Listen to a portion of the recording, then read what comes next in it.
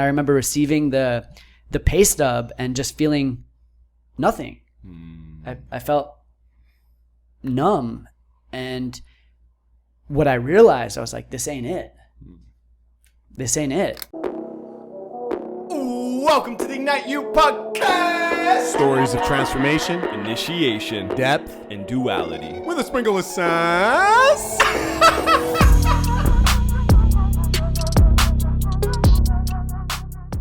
Cheers, boys. Cheers. Gracias, cacao. Gracias, gracias. Thank you. Oh, that is good. Oh yeah, fire. Welcome to Ignite You. We have a very special guest today. We are so grateful to have Alexander Awakens on the podcast. He's a homie that we go back with, actually in Nosara. We met about a year ago, and actually knew when I first met you, I could feel the brotherhood. Like I could feel intentionality with you from first meeting you. And even just meeting you again over the past little bit, like seeing you at this retreat I went to, you led a little yoga session, and it was far beyond yoga, actually. It was something completely different, which we'll get into, which is his modalities. But just really, it's been a beautiful journey, man, to get to know you a bit, to feel this brotherhood, and to have you on the podcast today. Just so stoked, brother. Yeah, so thank stoked. you. Me too. I'm super grateful to be here with you guys. And also, since meeting you, I was like, yes, like brothers that are both conscious and have this, like, the enthusiasm and the play and the fire. And these are all things that I call in more of in my life. So it's a pleasure to be here. Dude. Hell yeah, brother. Hell yeah. So what's fresh? What's exciting? What's new in your life? You just got back to Nosara. We talked about some magic before dropping in today. I was like, yo, we gotta be quiet. We gotta get the mics on. There are so many codes, but what's new? What's fresh? What's like your highest excitement being back? Yeah, right now I've just been going through a really expansive experience.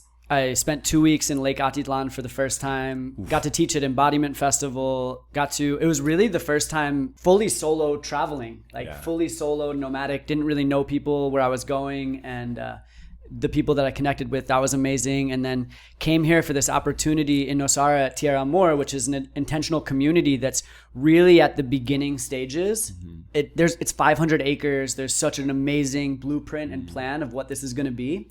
So to be here in like year one and kind of ground zero is so special. And the humans that are there, the experiences that we're going through together, and each person that's been attracted to this community they're wisdom keepers, they're medicine carriers, and it's just been such a great mix and full spectrum way of living. And I feel this past week itself has been like so expansive. Yeah. So I'm feeling good. Epic. Yeah. And I'm curious. I wanna drop in because we both shared this recently of going to one of our first. Well, I think you said it was your second temple experience or whatnot, but you had gone and explored up there, and you had a really cool realization about like love and what it really means to have that open heart. Can you share a little bit more about that? Because that was just profound. It was powerful. Well, what's really cool is this community. First, it's really my first time really living in community. Yeah. I've held retreats, teacher trainings is 3 weeks together, which is amazing. But this is a really co-created space, and there's like a tantric undertone to everything. So tantric, not just in the neo tantra, which is like around sexuality, but tantric, it's like all parts are welcome. And that's been amazing to see everyone's expression and people having these big emotional, I don't like to say releases because I think your emotions are powerful. It's not about releasing them, but emotional alchemy and just people really being held deeply in that. So that's been incredible. But also the other side of Tantra, where it's this liberated love experience, and temple nights weekly. I just had one on Saturday, and there's another one tomorrow. And the thing for me that was really powerful was to be able to be a source of love and really love deeply without separating from myself. And this is a little bit of a new experience where I know in a lot of my life, there was some part of me that would either like give my center away or almost grasp and like take another center, but to be able to love without expectation, without grasping, it's amazing. And it's medicine. I'm really feeling the medicine of being able to live with an open heart and connect and share this special energy. Yeah, it's like unconditional love, like true unconditional love. And even if it is for a short period of time, I love that you mentioned this actually before the podcast of whether when traveling, this happens a lot, right? There's so much transience. Like you're meeting a lot of people coming and going. And can you show love to these people, whether it's a temple experience or somebody in passing or somebody at an event? Like, can you just show unconditional love no matter what the next circumstance will be? Yeah. Could you share a little bit more with the people as well? What is a temple? Because we didn't also go into that. Like, could you also explain like what that is? How's the container? What does it mean to go to a temple? So I've only been to 2, and they've actually been really different. But it's a tantric space. It's a sacred sexuality space to really explore your desires, to explore your edges. And the first one that I went to, it felt a little more with a focus on the sacred and a lot of nervous system work and eye gazing and different like levels of touch to start to really create more connection and comfort. And then the space opens up where, you're able to share what your desires really are. And that's been such a cool thing too, to be able to like be with someone that I'm attracted to. And even for people that maybe I'm not as like sexually attracted to, but just to be in an intimate space and to share like, my desire is to have you like scratch my chest and you kiss and like whisper in my ear, and to have these experiences are really cool. And there's such a range, right? Like in temple space, it might be cuddling and it might be massaging and it could be fucking. Like there's the full range of things happening. It's a really interesting experience for me, and it's something I didn't think I would dive into or embrace. And I'm also realizing how healing it is for me, for any shame I've held around sexuality, and how much I'm realizing my sexuality for a lot of my life was like in the shadows. It wasn't something that I was that comfortable being witnessed in. And I feel like for me, healing, whether it's sexuality or whatever shame is held, to be witnessed in these shadows is one of the most potent medicines there is. So for good, sure. man. I love that. And it's wild to me how little emphasis is put on learning how to articulate your desires and learning how to speak to what you actually want. People are married for 20 years and they don't actually ever talk about that, or people are in partnership for 3 years, 4 years. And I work with a lot of people that go through this and like, I've never actually sat down and expressed what I wanted. And it's so wild that it's like you have to come into these kind of jungle tantric communities to really immerse yourself in this world. But it's like, to me, that's like the foundation of relating. Like the fact that when we meet people, we don't sit down and we say, hey, are you into dom subplay? What do you like sexually? How do you like to be touched? Yeah. How do you like to be f***ed, right? Like all of these different things. We don't ever talk about that because it's like, oh, well, we just follow what feels right. And it's like, no, that's what gets you in trouble. Totally. You got to vocalize. You got to know what you want, know what they want, make sure there's alignment, and then enter a container. So I love that so much. And not just the desires, but also speaking about boundaries and speaking of like, this is off the table, this is off limits. And it creates so much safety. And what I've noticed too is having these boundaries and being able to really like explore the edges of it and get close to it and ride those waves. Something I'm really feeling lately is how much I love desire itself and longing.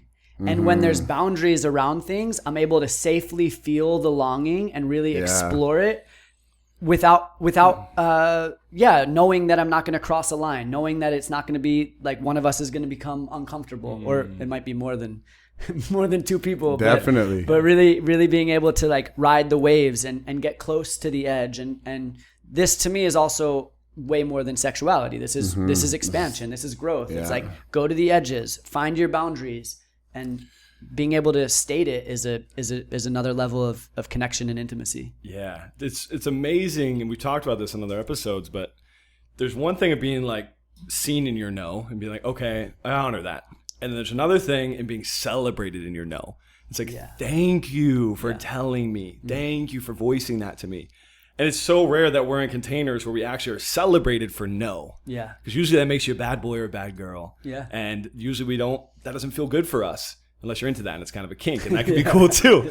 But being honored in the no and then also being celebrated in it, which is what happens in these containers and what you're talking about, it feels so damn good Yeah. to be celebrating your yes and your no equally. Like, Yeah. thank you so much for speaking that out. And those boundaries to come through in that space is invaluable, man. For a lot of people too, there's such medicine because it can be triggering to receive a no and to go to these places where you might express your desire. That it for me it's edgy, and I from other people too, to really share your desires of like what you really want.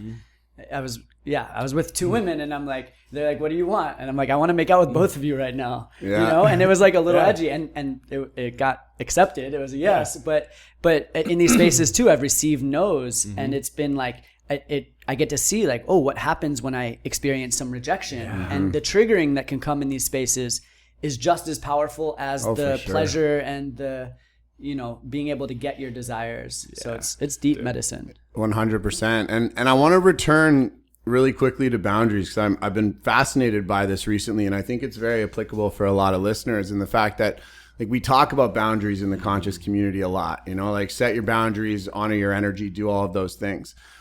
One thing I've really been exploring lately is this idea of like, what's a boundary versus a block, and how do we get to kind of that exploration phase where we're kind of testing our boundaries to see if they're blocks, but you know, maybe making sure they are in fact a boundary and not a block. So I'm curious in that space, like how do you find navigating that, Alex? I'm very interested. Yeah, boundaries versus blocks. Let me feel into that a little bit. Yeah. For me, I think what I would use as my own barometer for that is really touching and like sensing into my nervous system. Mm-hmm. If in my nervous system, if in my body, it's just like it feels like a contraction, then it's a no. Yeah. And when it can feel, maybe there's some fear, but there's like this feeling of expansion, that feels more like, oh, the fear, maybe it's what I thought was a boundary, but it's really just something that I have like, I'm afraid to experience or explore. And it's like, wow, this is actually really expansive. And I had an experience, and it's funny actually sharing this too, to just share this in the world. But a part of what I'm working to do is reveal myself more. So I'm really grateful for this topic and these questions. But one thing that for me, I thought would be a boundary for sure is like flogging and like getting flogged. And I said yes to it in front of a bunch of people, and it wasn't like a sexual turn on for me, but it actually, it's something I thought was a boundary, but it was actually a block. And it's something that actually like activated me in such a really powerful way. And it kind of felt like how I feel when I'm on a sports field. It was just like more, go harder. Yes. And it was really cool for the woman that was doing it too, because she was like, she had some fear, like really playing that archetype and playing that role. I was just like, harder, go, like, come on. Amazing. And so that's an example of that, of like really stretching myself. But I felt in my nervous system, checking in with my body. Such for me, my body feels like such, it has such a truth, and it knows what's a yes and what's a no. It's not my mind and the stories that I have like that. When I listen to my mind, I'm lost. I'm not in a great direction. But when I really tune into my body, feel my nervous system, and it's taken me a lot of work to be able to really be able to tune into that barometer. Well, let's get into that, because I know what you're doing now and evolving into, what you've been doing is somatic work, right? Yeah. Helping people in that space to understand their bodies on different levels. And you are a great pillar of that. I see you showing up for it, actually doing the work and sharing it openly. Like, kudos to that, bro. Because it's so often people in this space as leaders are like, I'm good. I got everything dialed. It's been dialed for years now. And like to be, honest in that, it's like, I'm still exploring this, still evolving it. Those are the best teachers, the ones that are students to life and continue to evolve. So 100%. I just wanted to acknowledge that. Thank you. But I want to go back. I want to hear how, because I know a little bit of your story, right? Just from like you shared online. We dropped in a few times. You had working in corporate America in New York, from what I know, and you shifted and you found the path of yoga. Yep. Were you as tapped in then? Did you know in your body, like, this isn't aligned. I'm going into this path that feels right. Did it take time? Because I know a lot of our listeners are people that are in that. They're in a cycle, whether it's corporate America or some cycle where they're like, I feel like I need to do this because of X, Y, and Z. It's safe. It's whatever. Yep. But I know you found the nomadic life and you ran with it. Yeah. Like you found what worked for you and moved with it. Yeah. And so I'm curious about some of that path. How did that come to be? How did you understand that clarity? Yeah, I think that I had some like inclination to this world even as a young kid. And it's funny, I've been talking a lot about this, but Star Wars for me was my first, like the Jedis were that was my spiritual practice. And I really felt this, and I was like, oh, I have the Force. And what that really is what we call now manifestation. It's like recognizing that I'm the creator of life. So I had this a little bit as a child. I was exposed, my mom was a yoga teacher. She was kind of a hippie back in the 60s and 70s living in California. So I had some things that were transferred to me from a young age, but I definitely wasn't on a path so much. And then really like the end of high school, beginning of college, I started to get more connected or curious about God and spirit and being the source myself. And then some experiences with like eating mushrooms for the first time, really powerful channeled experience where looking back now, I think it was like Christ consciousness coming through me. It was like very loving, and me and my two friends that were eating mushrooms together were like holding hands and crying, and it was just not something that these guys would have done when we're 18, 19 years old. But I still was on the path of like, this is what I'm supposed to do. I'm supposed to go to college so I can get a good job and have benefits and walk that line. And that's what I did, even though I had this other part of me that was exploring through these years, exploring in college, I explored my Jewish roots in different programs and going to Israel. And I remember a Swami came to Rutgers and none of my friends wanted to go, and I went, and it was like a really transformational time. I was dancing and singing mantras with so many different walks of life. There was people that were like kind of like the Gothic looking people, and people that were like culturally Indian and you know, Hindu, and just so many different walks of life. And I could really feel the oneness. That was huge for me. And then I think the biggest thing is I got diagnosed with Crohn's disease when I was 21 or 22, right after college, just as I was starting in the corporate world, working at a sales job in New York City. But I still was like, well, okay, have this thing happening to me, or happening for me now. And I had this corporate job, and I was doing the thing, and I was making money, and this is what I was supposed to do as a 22-year-old. And I remember 1 month I like worked really hard and put on a bunch of different events and crushed it, like far exceeded my goal, had amazing bonuses. And as a 23-year-old, that month I made like 12 or 13K, which is like way more than I thought I could make in a month in like an entry-level job. And I remember receiving the pay stub and just feeling nothing. I felt numb. And what I realized, I was like, this ain't it. This ain't it. And now I gave him a 30 days notice, like right after that, a few days later. And all the money that I made, I spent going to different retreat centers, yoga retreats, did my first yoga teacher training. And that was just a huge process for me. It was a big leap. It was such a leap of faith. I love the Terence McKenna quote about hurling yourself into the abyss and you realize it's a feather bed. And that's really what I experienced. I took such a leap. Everyone was like, what the fuck are you doing? What's your plan? You can't do this. You're 23. You have bills now. Like, and I just said, I'm just following this. This is what I believe is what I'm meant for. And I took that leap. And this was when I really, for the first time, was like, whoa, this is what I'm supposed to be doing and sharing. Is more of this spirituality, getting people out of their heads and into their bodies. And for me, it was amazing healing medicine, because I was going through a pretty rough time with Crohn's disease. And what I realized was like yoga, spiritual practices, meditation, movement, nervous system work, that became the most powerful medicine that I experienced. Beautiful. Wow, and so I want to zero in on something here, because that's super, super rad. Yeah. A lot of people talk about these pivotal moments, but there's so many people out there that are sitting in that don't know what to do. And either they're like convincing themselves that everything's okay and that this is great, or they're kind of in denial of how bad it is. Like, what do you think was the underlying essence, principle, philosophy, whatever it is that gave you the courage to be curious that there was something else, and then ultimately take that leap? Because you went from getting that paycheck to being like, I'm numb, to like, this isn't right. But so many people get that paycheck, feel the numbness, and they go and buy a bunch of shit, and then they try and make the paycheck again. So what do you think it was that like that guided you in that other direction? I think a big part, and this is something that it's interesting because not everybody has this, and everything has light and darkness that I'm experiencing. So the diagnosis of autoimmune at 21 or 22 years old, it was, at first I looked at it as a blessing. I mean, as a curse, right? Yeah, it was like the sure. hardest thing I've ever experienced and went through.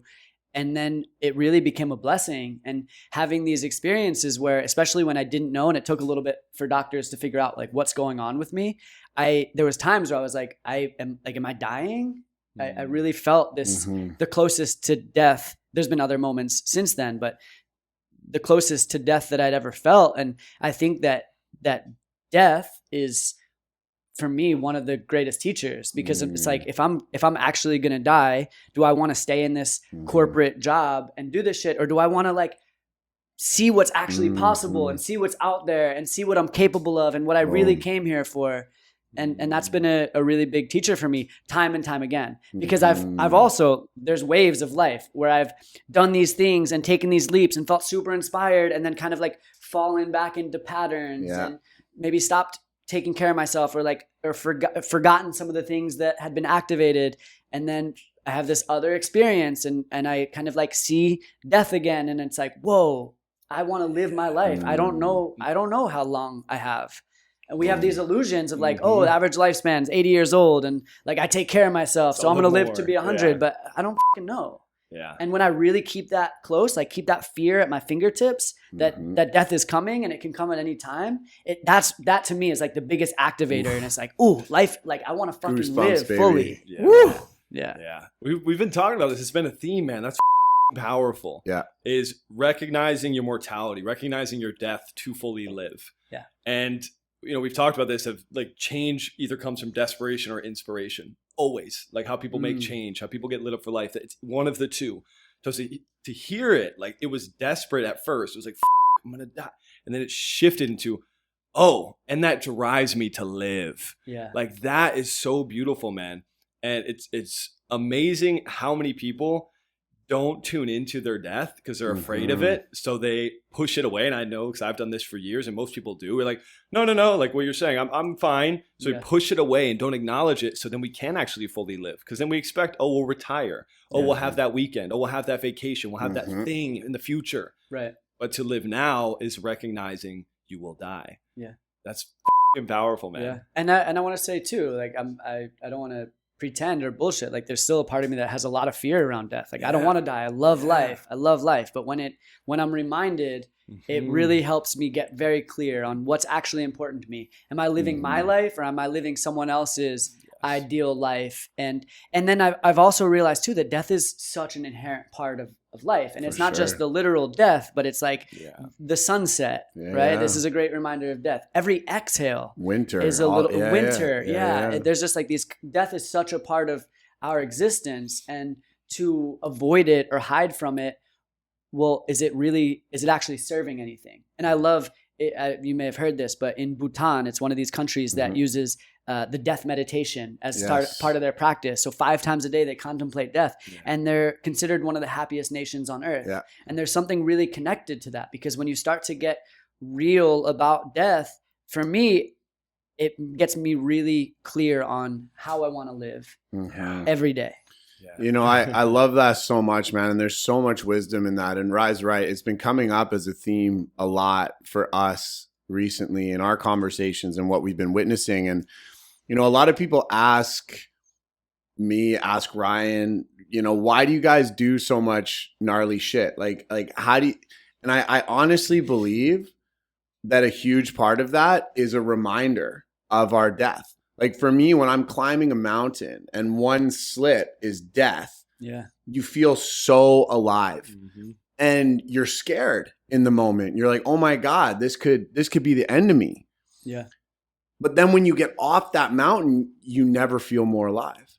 And so it's that juxtaposition of seeing death, meeting death, being faced with death that then enriches life so much. And totally. I'm so happy that you brought that up. And I think that the extreme sports aspect is such a spiritual practice of surrender in that way that You know, and that's why we try to bring it into all of our experiences as much as we can based on people's abilities. But it's like, it's that, you know, coming face to face with it that really ignites that flame. Yeah. And I hear this, like, being on a mountain for you is this reminder. And for some people, it's learning to sing in front of a group of people. It's like getting clear on what is your facing death, what is your edge, because there's different people that have different medicines. And also for some people, doing extreme sports might be too much for their nervous system. But public speaking, right? That this is death, because we have this underlying fear. This is something I realized in a medicine journey, that actually all of my fears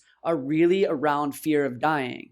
So my fear of like really putting myself out there on social media is actually because there's some part of me in my DNA that says, if you get rejected, you're going to get kicked out of the tribe, and being kicked out of the tribe means you're going to die. So it's seeing that, like, wow, so many of these fears are related to fear of death. And when I'm able to start to face that in these little ways, you're right. It's a reminder of like how amazing it is to feel alive, and how much life can be when you face death, even if it's not the super extreme way. And that's why, Stoicism, it's such a beautiful reminder to, you know, look at the worst case scenario first. And you realize, oh, I'm actually fine. And then you get to go into that space.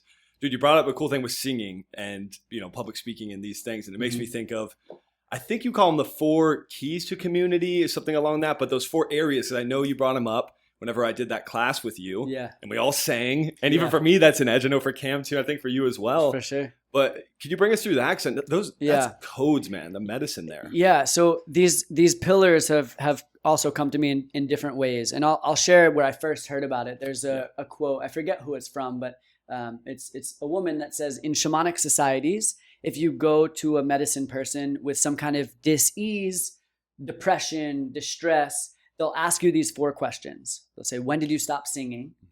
When did you stop dancing? When did you stop being enchanted by stories and storytelling? And when did you stop being able to sit in the sweet territory of silence? So these song, dance, storytelling, and silence, they're the 4 original shamanic medicines. They're the 4 original somatic medicines, right? All of these are somatic practices. And they're the pillars to community. If you really look at how communities, especially tribal communities, are created and built, they have these pillars built in. And this has now become a huge part of my work, is bringing these 4 medicines into any container, any space that I lead. This is like my dharma. And what I really got a message when I was in Lake Atitlan is, my dharma is not just when I'm on a podcast or teaching a class or holding a retreat, but it's like everywhere I go, how can I bring these medicines to spaces? And I've been playing with this, big edge for me, playing with this, and it's been really well received. And it's like, wow, my dharma is not necessarily like what I do, but it's how I do it. So I'm bringing these medicines in, and the more that people, it's very interesting too, song, dance, telling stories, which is kind of public speaking, sitting in silence. It's also a lot of people's biggest fears. A lot of people avoid this work. For sure. Oh, I love that. So I'm curious, this is a selfish question as well, but I know it's valuable for a lot of people. So from a singing perspective, that's something that I'm very blocked in personally. And so I've made it one of my goals this year is to learn 3 medicine songs that I can play out loud with my drum and like really recite them. And I want to get into a place where I can just like go over and over and over again. Yeah, and he's going to do them on the podcast. Yeah, for sure. I'm going to do them live on the podcast.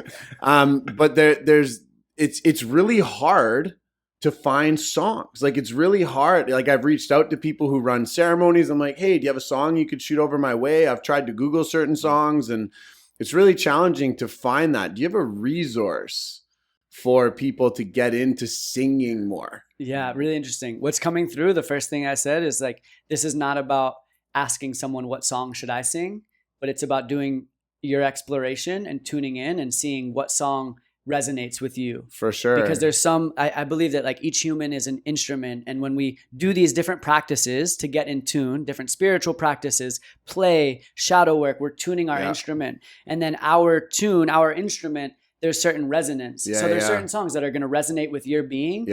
And my invitation would be, go to some song circles here in Nosara. They're existing. Go to some song circles in different places and start to see like, ooh, wow, these words, these lyrics really resonate with me. And then another invitation, and it feels for a lot of people like a big block, but we actually did it in community yesterday, is write your own song. And it might just start as poetry. And then start to like play the drum and play a little bit with melody. And what I'm realizing about singing, because I had such a story of like, I'm not a good singer. I'm not musical, and I don't have a great singing voice. But when my heart is connected with it's like the chakra system too. When I connect my heart with my throat and share from that place, it's not about how you sound. It's like your medicine. Frequency. You have songs inside you, brother. Like you already have them inside you. And probably a lot of the things that you talk about on the podcast could be turned into a song. Like the lessons that you really have, like your vibration is your song. And there's something so potent about that. So for me, actually, I don't know a lot of medicine songs, but when I was in Peru, I was living in 2 months there with Shipibo medicine, and I see the Kane over there, Shipibo medicine, and I brought a ukulele, and I know like 6 chords. I'm not a great ukulele player, but all the lessons from the medicine towards the end of the 2 months, I started writing down kind of as poetry, and then I like connected it with some different chords on the guitar, and I wrote this. I didn't even write the song. Like the song came through me, and that's now my song. That's like my gift and my offering. And so my invitation is to like let the song that's already inside you come out. And maybe that comes out as poetry at first. Maybe just with the drum, you just make some sounds. Like just to play with your vocal range. And for sure, you got it in you. For sure. That's so cool. I never thought of that. Cause at Temescal, I feel songs, and it was funny because the man who runs a Temescal was like, tell me what songs resonate and I'll teach you them. And so I had a few that resonated, and then he's like, yeah, next time. So I was like, just send me the lyrics, bro. I need to learn that song.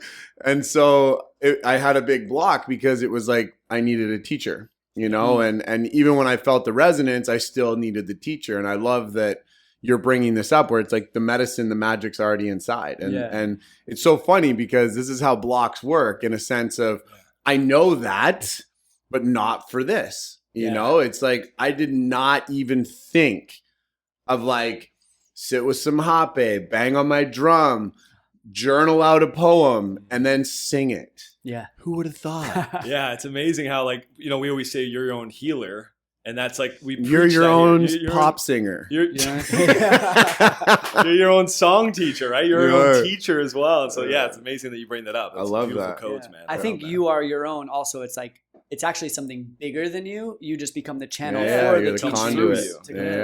And another invitation, you said like hape and bang your drum. Yes, for sure. Eat some mushrooms, go out into nature, and just listen.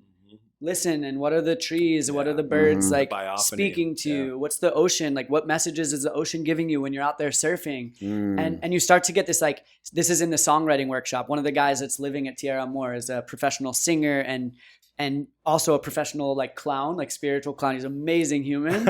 And really today, what is a spiritual clown? Tonight we have a workshop called Activate Your Clown Chakra. Wow. No way. I think he's actually a trained clown that has like now has like a very spiritual connection, and amazing human. Amazing. I'm so grateful to know him. In this song workshop, one of the things that he said is like, start with the seed of your song. So the seed of your song is like, what's that one line or message or code that you get from the ocean? I know you surf a lot. You have a song in you around surfing. And maybe right now it's like one verse, right? Maybe it's just a chorus that you sing about Mama Ocean, about riding the waves, whatever it may be. But like find that seed first and then build from there. And just like probably your first podcast was like, maybe not as good as your 30th. It was great. We were the best. right out of the gate. We were perfect. No, for sure. Like anything, like when you start, there's like a learning curve, right? So maybe your first song or first attempt, it doesn't feel so good right away, and then go for it. And it's funny me even saying this because songwriting, I'm not a song teacher or songwriter, but this is my process. And this is really how I teach everything. I don't feel like I'm an expert at anything. I really am interested. I'm a super interested, curious human, and I learn about as much as I can. And then my teaching is what is just what I've experienced. And I know it's not the only way. It's a way. And we love that so much. We're fascinated with lived experience. You know, everyone can read a book, you know, like you can drop knowledge, people can share, you know, knowledge and information, but you know, I always say it, my dad always said, like, knowledge is learned, wisdom is practiced. So if you're actually sharing from what you do, from that curiosity, that's the most potent medicine for everybody, because it's at a heart resonance. Totally. You know, it's fully embodied. And I love how, like, we're speaking to singing, right? But with all four of those areas, all of these things apply. So if we notice, like, there's a block in one of these, singing, you're like, nah, I'm fucking great at that, so forget this. There's one of the four areas where you could lean into. There's a block around. I know for me, it applies to singing as well. I think more so than any of the other ones. So that would be it for me also. I don't think you got a block dancing, bro. No, I'm good at dance. I saw you in Santa Teresa this past weekend. There's getting it going. But exactly, there's evolutions to all the things, right? They're like, even there, it's like, I feel good. I feel really good dancing a lot of ways, but there's still like an evolution to be had. There's still like a continuous like blossoming and like deeper embodiment, like deeper in all these areas. So that then brings it back to what you do and what you talk about with, you know, embodied leadership and going into that space. And I think too, as you're mentioning, like, being a leader is not just telling people what you know. It's like, you have to embody it to be a leader. So I'm curious, when you talk about embodied leadership, what does that mean to you? How are you teaching that? What is that for people to step into that space? So a big distinction that just came up with what Cam was sharing and around knowledge and wisdom. Knowledge feels like it's intellectual, it's in the mind. Anyone can read books and recite knowledge. And a lot of leaders come from that, from like what they've read in a book and what they've learned. To me, wisdom, the distinction is wisdom is what's now in the body. Wisdom is when the knowledge becomes embodied, it becomes lived. And embodied is not, it doesn't have to be this like perfect thing. That's such a big one, is people are like, oh, I'm not quite ready because there are these other teachers and leaders that are so much further ahead than me. Yeah, for sure. There's always going to be that. And sometimes those teachers that are so far ahead, there's not a connection to them. So it's like it's such a gift to be newer at something. It's such a gift to be newer in your embodiment and to be able to share it still. So I think that for me is a really big one about embodied leadership. Is it's not about what you've learned in your mind, but it's about like your lived experiences. And what I've felt both from me and from other people, the medicine I've received is the medicine that I've lived. So I teach what I've lived. I teach from my own experiences. And that's a really big part of embodied leadership. And also, this is like a simple way to describe it. It's not just talking the talk, but really walking the walk. And for me, leadership too, it's so much more than leading a group of people. It's, can I be the leader of my own life first? How can I live in right relationship with me? Because then people feel that. And to me, leadership is not, and this is the embodied leadership part, it's not about telling people what to do, but it's being a permission slip. It's being a way shower of, I live when I sing a song imperfectly, people are like, whoa, I can do this too. And that's a gift, because if I had this amazing voice and sang whatever, like a professional singer, people would be like, oh, I can never do that. But when I show my imperfect embodiment, then people are like, it gives them permission. And that to me is a really big one. It's like, how can I be a walking permission slip for liberation? How can I be a walking permission slip for self-expression? And to me, these are the elements of embodied leadership. Oh, I love that. Walking permission slip. That is so potent. That's so potent. And the imperfection of embodiment too. I think that's so beautiful, because it's often, especially with like the online space, right? We often go to this, and it's something worth talking about, because it can be used as a tool and of expression. And it can also be used as something of detriment, of like, I only share when I'm feeling perfect, or I only share this thing when I have it set up perfectly, and the lighting and this and that and this, and it has to be a thing. But the imperfect embodiment really creates a relatability. It creates this ability for people to feel you as you truly are and see you in them. And I think that is so valuable, because we are all mirrors, but to see that, especially on like an online space, and we were just talking about this beforehand, it's like you coming into this even recently, in the online platform, just more authentically you, more, sharing the codes that are coming through in real time. That's what people are connecting with. That's what's going viral. Yeah. It's not the shit that's perfectly formatted and set up at this beautiful thing with drone shots and all this shit. It's like, it's just me with a camera, like talking about some code I just received. Yeah. Talking about some medicine of shaking in my living room. Yeah, exactly. 10-second video shaking in my living room. Yeah. Those are the things that people are really connecting with. And I think also another distinction between the old paradigm of leadership and the new paradigm, or this embodied leadership, is, am I leading from my head and thinking and what I think is right and what I think people want? Or am I leading from my heart, from my body? Yes. I love that so much. And so I'm curious. So there's people out there, and I know some of our listeners, well, a lot of them are leaders in some respect. A lot of them are in the conscious space for sure.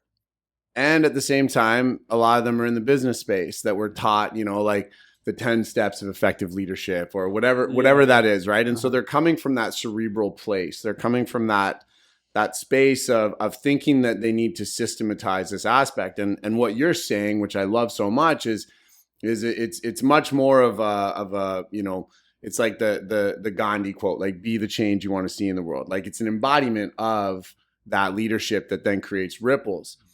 How would you give one of those leaders kind of advice in shifting out of the cerebral space and moving more into that embodied space? Do you have any good techniques or tools? Yeah, I think just deeper connection with the body, using these 4 pillars in whatever way. And maybe the singing starts with just like making sounds and just sounding or raising your voice.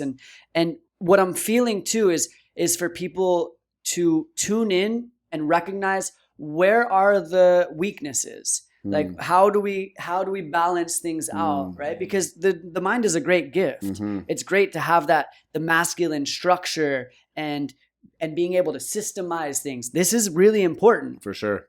And also the feminine qualities, and we all have both masculine and feminine, but the feminine qualities of intuition and compassion and empathy. And really, to me, it's also, how can I be a full spectrum human? How can I be a full spectrum leader? How can I bring more energy, more awareness to the parts of me that I've kind of pushed away for most of my life? And this is a thing that happens in our modern culture that says, only do the things you're good at. Yeah. Put all your energy into the things you're good at. Sure, then you can it's really great if you want to be the highlight reel on Instagram, and it's really great if you want to just show those parts of you.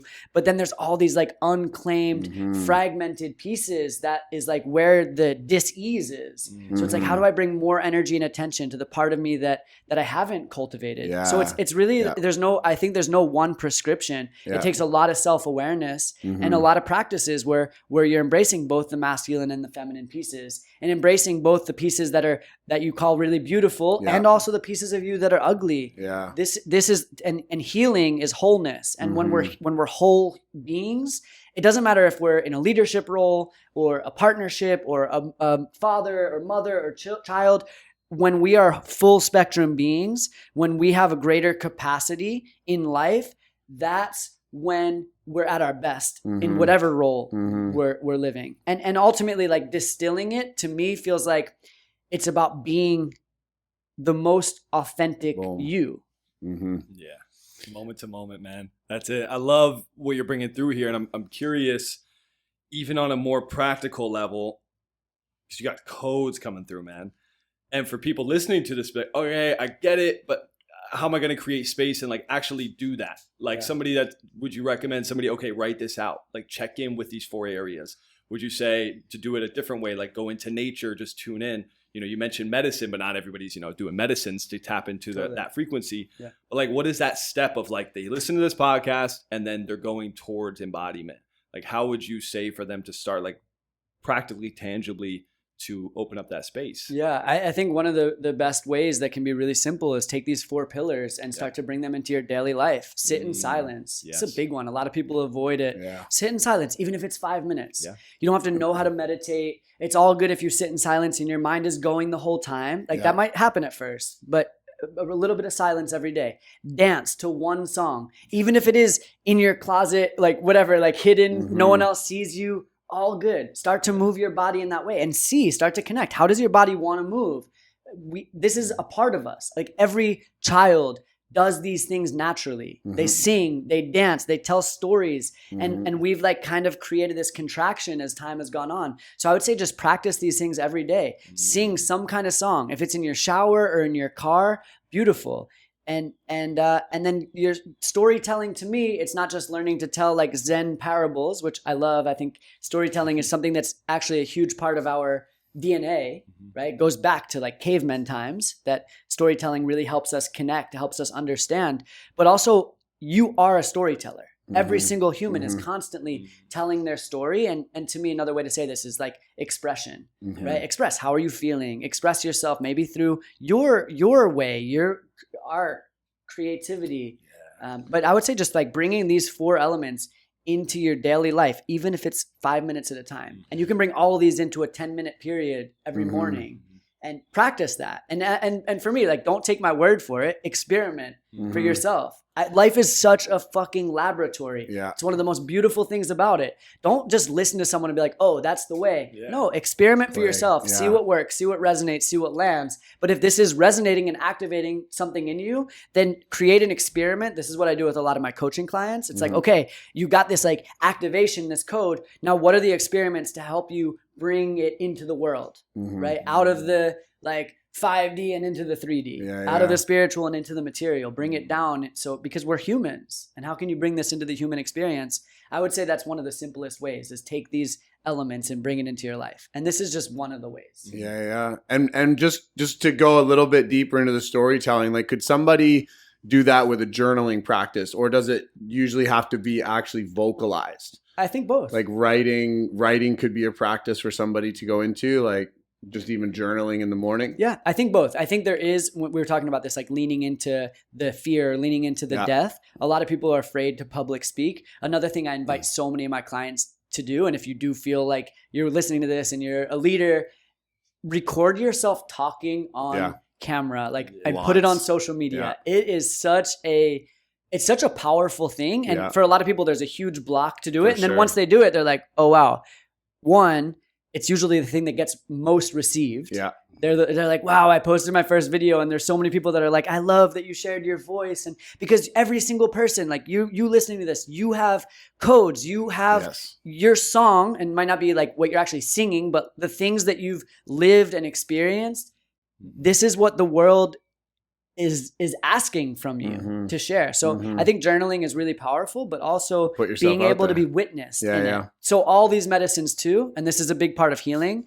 There's a quote from, I think it's Peter Levine. It's one of the trauma specialists. And he says that trauma happens in the absence of an empathic witness. Okay. Trauma happens when we don't have a loving witness. Yeah. And when we're not that ourselves too. So on the opposite side of that, healing happens in the presence of a loving witness, or in the presence of an empathic witness.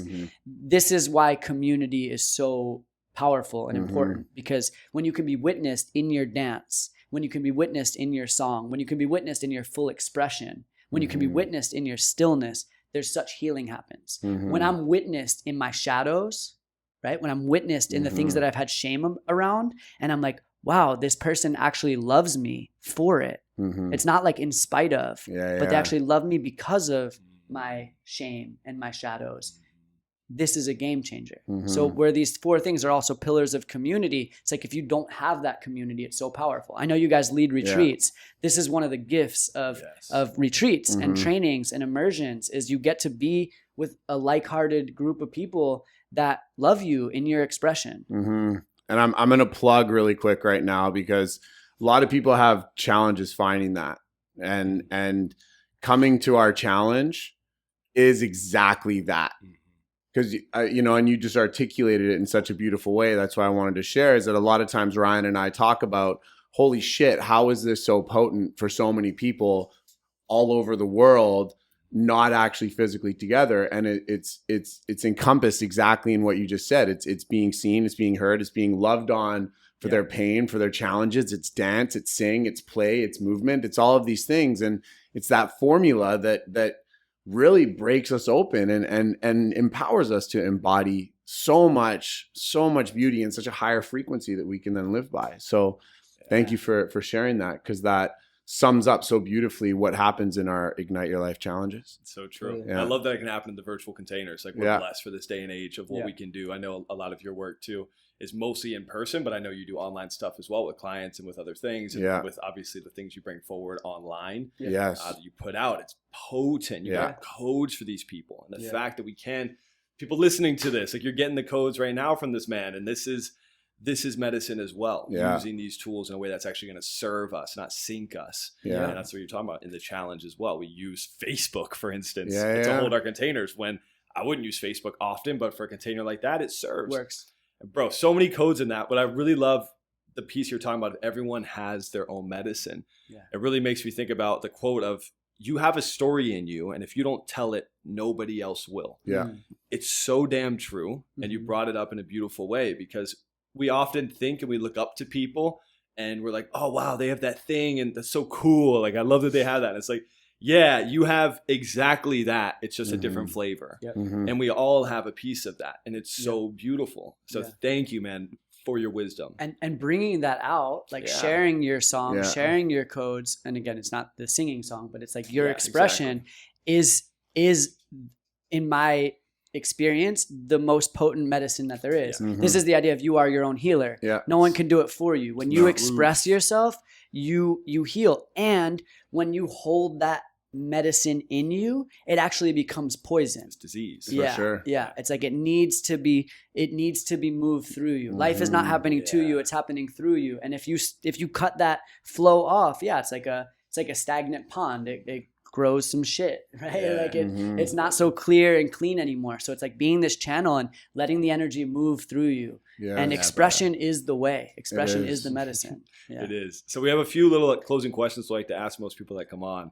I'm curious because I feel the energy in you. Like, talk about people that are lit up for life. Like Alexander, dude, you are like a brother in so many ways. And I feel it all the time when I talk to you. When you're in your passion, like you're in your purpose, you're in alignment, bro. Yeah. So on that, like, what keeps you lit up for life? Like, what for you is something that like, this brings me into that, because we see it. We've seen it this episode. We felt you.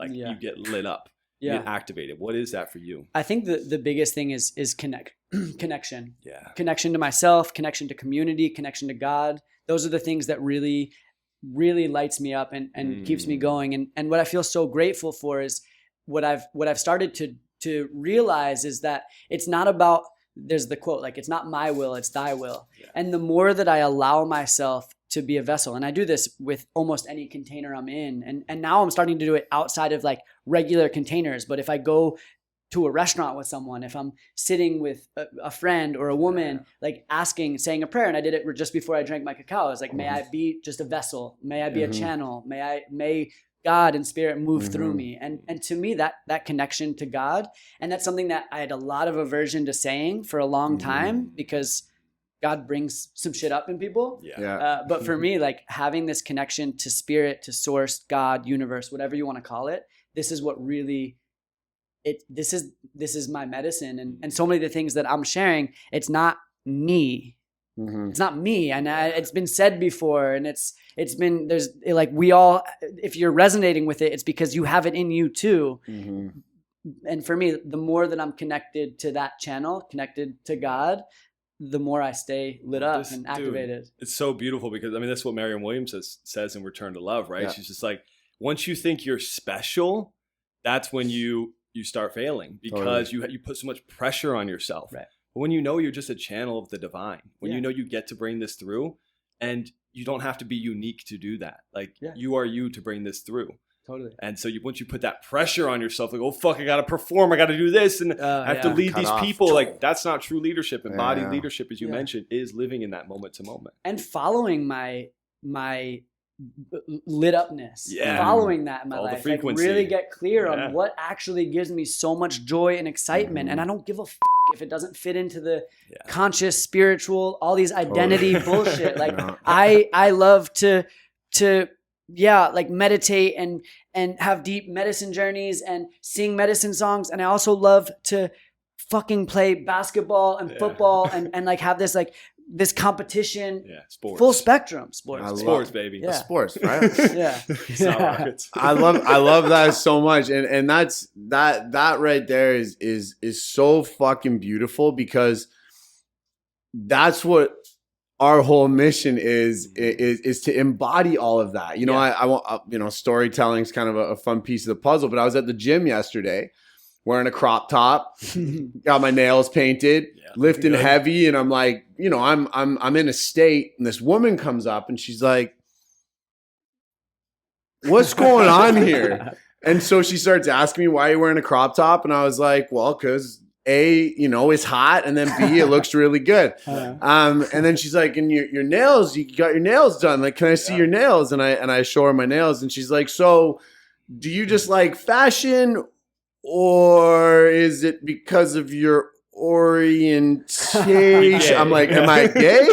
And she's like, yeah, are you gay? And I was like, no, I'm straight. And it was like her mind blew. Yeah. Fluid, remember? Yeah, I'm fluid. I'm fluid. I don't identify as straight.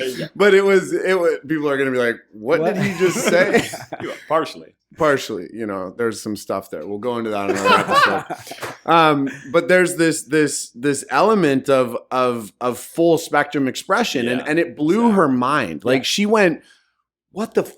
And what she said, these are her exact words, and I'm not saying this to toot my own horn because I'm super humble. But the most humble. The most humble out there. But she was like, your vibration's so high, I can feel it, because you know who you are. Yeah. And it was in that knowing of that full spectrum of existence, of embracing the feminine side, like you talked about, of being in that expressive way, lifting heavy. I was listening to fucking Limp Bizkit, like getting rowdy, and still being present with the body. It's in that full spectrum of expression that we find so much liberation, and we actually start to learn that life is this big dance, this big game, this big opportunity to just be whatever the we want to be. Yeah. There's so much energy, especially for entrepreneurs in this space of like, find a niche. Like, it's got everything that you put has to be about your niche. And this is another kind of download from a medicine ceremony where I was like, okay, for my business, I need to like get a little more clear, because I've always kind of been jack of all trades, master of none, and very full spectrum. And the medicine, I got this download. It was like, a niche. You're a multidimensional being, and really honoring that. And what I've noticed is the more that I label myself as a yoga teacher or someone in the conscious community or whatever it may be, like any label actually is putting a box around myself. Pigeonholes you, And I want to expand my box as much as possible. That's the work that I'm boxes, doing. right? We hate boxes. Boxes. Yeah, and at the same time, be the box. If I don't have any box, I'm in this like super raw state all the time, of course. like this liquid state. But this is what happens. It's like what I'm realizing more and more is I have a box, and then I'm in this liquid state, and then the box grows and expands and changes, and I go back in the liquid state. It's the dance of the masculine and feminine. You're Yeah. like doing that. Yeah. Structure, fluidity. Yeah. And dude, so another question, you shared so many codes, you quoted, many people, and you brought through a lot of wisdom. But as far as advice goes, I'm curious, tune into this. What advice have you received in your life that was pivotal or transformational and you would like to share in this episode? Yeah, this is funny because I say that this guy is one of my college professors, and I say that this is the only thing that made college worth it. I mean, I had great experiences, but as far as the education part, probably could have done other things, could have traveled those 4 years. But I had one college professor that would say, there was a couple different ideas, but it was like, one was turn your vocation into your vacation, right? Like, do what you love and find a way to get paid for it. Yeah. Second one was like, you don't have to make your dream happen right away. Really enjoy each step, and like each day, take a step in the direction of your dreams. So it doesn't happen all at once. There's not a big rush to get there, which is another huge illusion. But take steps every day towards that. And for me, it's like the way I live. And then the third piece that he would really share a lot of was live life for you. And sometimes you have to kind of have this like you attitude of like, it doesn't matter if you are triggered by me or offended by me, or maybe to your parents. I had pretty supportive parents, but I know a lot of people live their parents' life instead of living their own life. And it was like, get clear on how do you really want to live? Don't wait till you're 50, 60, 70 years old and retired to live the life that you want to live. Again, life is short. So it's like, live your life now. This is these pieces together were really, really big for me. You're not the right person to have on this podcast at all. This is like So aligned, yeah. So aligned and yeah. such powerful codes. Yeah. Shout out, Professor Fink. Yeah, living it, man. That's amazing. Yeah. Dude, well, I mean, you've brought so much here, and I imagine we'll be having you on again because we got so many coaches. We got one. We got 3 questions. We got one more. The last one is about where to reach him, where to find him, right? No. Oh, no. Add it in. It was your favorite. Like, if you had one tool that you would stick to religiously, and that is like a non-negotiable that you would never give up. I have a feeling I know what it might be just from scanning your Instagram. Maybe I won't though. But what would it be? Like, what would be that one tool that you would just you think is most important? So I think this could be broad because this is for different people. It could mean different things, but for me, it's expression. Okay. Yeah. Expression that comes through in a lot of forms, and I don't feel like I would want to dial it down to just one form of expression. But yeah, the medicine expression is a tool. Expression is a medicine, and it can happen in so many different ways. And to me, that's what's really helped me the most. So how do you define expression then? Just because someone might be like, okay, well, what does that mean? Like, should I go yell on the top of a building? Maybe. Should I go cry? Like, well, for sure, these are all forms of that. But like, how would you define that and maybe make that just a little bit more tangible for someone that might not be, in the world like you are? One invitation that I'd have is have a conversation with someone that's close to you and share what's scary to share.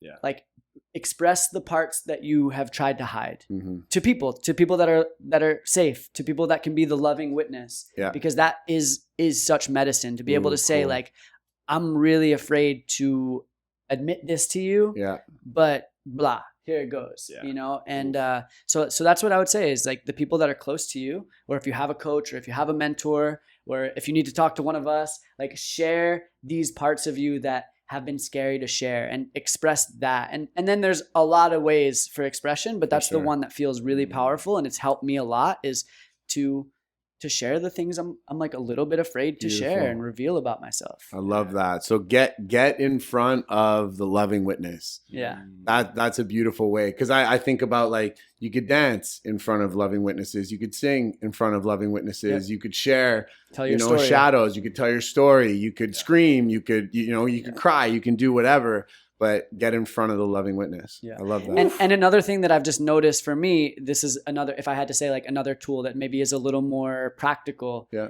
And there's elements to this too, but regulating nervous system regulation is such a key. This has really been the biggest pivot in my health experience and my health challenges. When I started to get out of fight or flight, when I started to tune into slowing down in my life, and I'm a pretty high energy being, but to have those moments to slow down, to breathe slower, to walk slower, to learn shaking, to learn about what it means to have a regulated nervous system has also been such a game changer for me. And I'm seeing this more and more in the world right now. The collective is looking for this. How do I regulate my nervous system? And song, dance, storytelling, silence, great ways to do it. So many tools. So, love dude, that. Where can they reach you? What do you got? What's something you got coming up in a way that these people can connect with you? Yeah. So a great way to reach and follow the journey is on Instagram, Alexander Awakens. My website is alexanderawakens.com.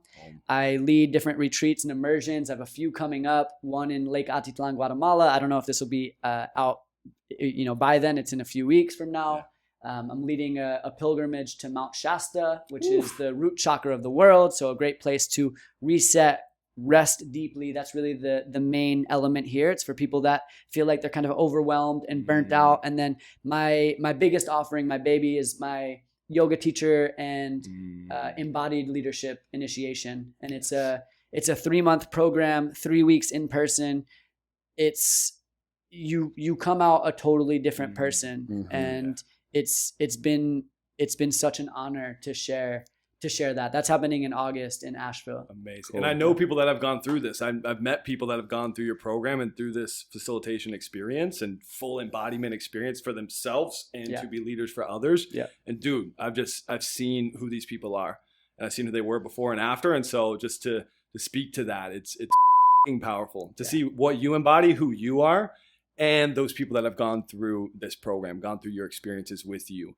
It's potent, man. You really are creating embodied leaders around the world. Thank you, brother. So connect with Alexander. Most def. And it's been beautiful to have you on. Such man. a So great good, conversation. bro. So good. Looking forward to many more. Yeah. And as always, Stay lit, crew.